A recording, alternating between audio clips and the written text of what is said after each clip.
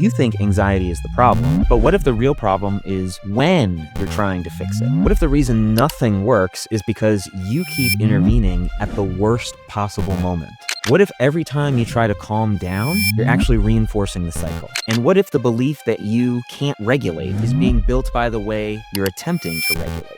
Most people only engage with anxiety when it's loud. But what if by that point, you've already missed the window? And if you keep missing that window, what happens over time? Does anxiety get better or does it get rehearsed? In this video, we're going to unpack why most people accidentally make their anxiety worse, why it keeps feeling uncontrollable, and what's actually happening long before you think it starts.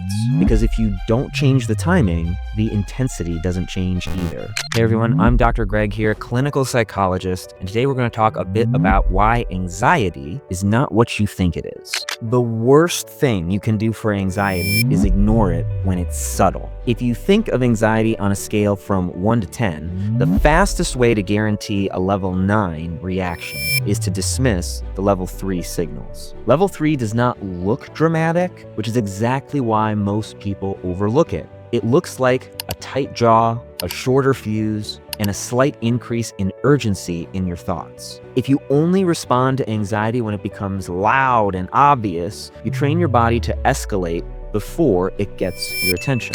Anxiety feels random when you never learn to track the buildup. So why does waiting until your anxiety is already overwhelming not help and instead make you feel worse? The fastest way to convince yourself that regulation doesn't work is to try it when you're already overwhelmed. Once your nervous system crosses a certain threshold, logic is no longer driving the system.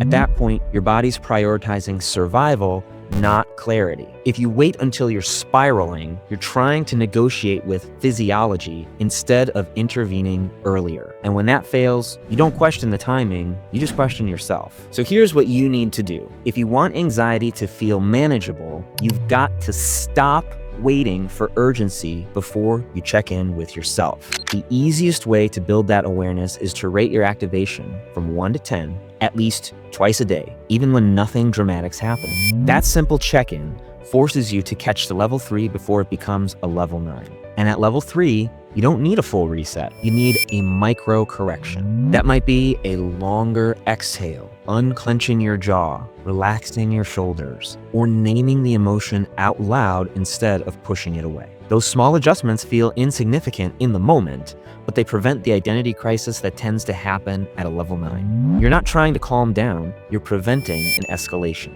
And when you change the timing of your intervention, you change the intensity of your experience. So what is one thing that you can do to help yourself check in and bring that emotion down before it gets out of hand? Well, one of my favorite skills is called checking the facts. And this comes from a style of therapy called dialectical behavior therapy, created by Dr. Marsha Linehan. The thing I really like about this particular intervention is it helps people build their mindfulness skills and reflexes. I cannot check in with myself, know that I have a 3, and prevent it from getting up to that 9 if I'm not actually aware of what's happening with me. This is where I have to pause and actually take the time to check in with myself. Step 1, which is identifying the emotion that I want to change. Whatever it is that you're experiencing, you have to be able to put a label to it, because if you don't have a label to it, what are we doing here?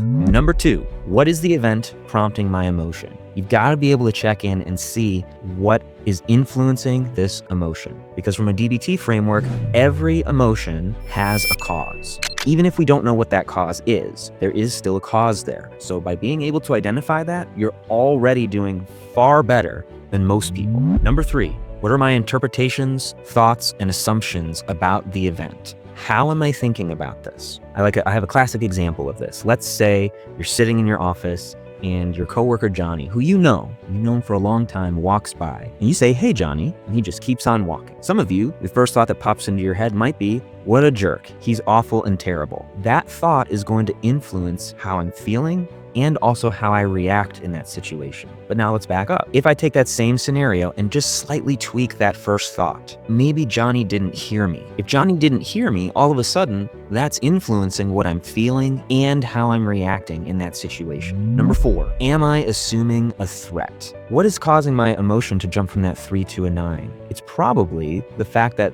I'm assuming there's a threat here. Number 5, what is the catastrophe? Let's say the event itself is the worst case scenario realistically for that situation. Think about whatever the situation is that you're going through. What is the worst case scenario realistically that could happen in that situation? And lastly, number 6, does my emotion and or its intensity fit the actual facts? Here's the thing you gotta remember. If you wanna make sure you're living a more effective life, take these skills, run with them, practice them, maybe see yourself using these skills for a situation that already happened, how that situation could have changed, maybe for a situation that might be coming up. Practice the skills, because if you don't practice the skills, none of this is gonna work and you're gonna be stuck right where you already are. The number 1 mistake that I often see with these skills is that people will take their emotions as gospel truth. So just because I have an emotion come up, therefore I am 100% justified in ratcheting that emotion up to the 9, because my emotion is never wrong. I want you to remember, you don't need more discipline. You need earlier honesty. If you keep waiting until anxiety is loud, you will keep believing it's uncontrollable. And over time, that belief becomes part of your identity. But anxiety isn't a light switch, it's a climb. And when you change, when you intervene, you change how high it goes. If this feels impossible, that's not a weakness. It means the pattern has been running for a long time. And that's the kind of pattern we work on in therapy, not eliminating emotion, interrupting escalation. And if you're interested in getting some more skills that will help you interrupt this automatic cycle, this autopilot that people tend to go through, check out my free resource, the Autopilot Interrupt Protocol, at my practice website, link in the description.